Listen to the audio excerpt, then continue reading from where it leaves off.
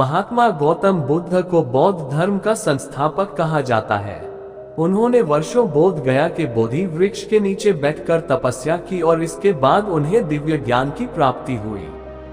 बुद्ध ने अपने विचारों और उपदेशों से पूरे संसार को शांति और अहिंसा का मार्ग दिखाया।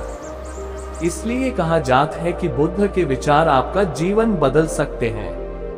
बुद्ध की आज की अमृतवाणी में आपको बताएंगे गौतम बुद्ध से जुड़ी एक ऐसी कहानी के बारे में जिससे आपके जीवन में खुशियां ही खुशियां रहेंगी, क्योंकि बुद्ध का मानना है कि ये पूरी तरह से आप पर ही निर्भर करता है कि आप खुशी या गम क्या लेना पसंद करते हैं।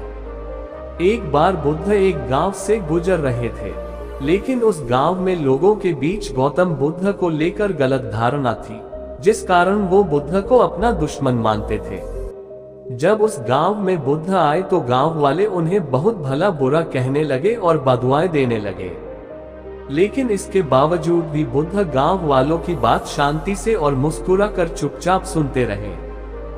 गांव वालों ने देखा कि उनकी बातों का बुद्ध पर कोई असर नहीं हो रहा है और वे विनम्रता से उनकी बातें सुन रहे हैं। गांव वाले जब बोलते बोलते थक गए तो आखिर में बुद्ध ने कहा कि यदि आप सभी की बातें समाप्त हो गई हो तो मैं अब प्रस्थान करूं। बुद्ध की बात सुनकर गांव वाले हैरान रह गए, लेकिन उस भीड़ में एक व्यक्ति ने बुद्ध से कहा कि हमने तुम्हारी कोई प्रसन्नता नहीं की है, हम तुम्हें बदुआएं दे रहे हैं, क्या तुम्हें इससे कोई फर्क नहीं पड़ता?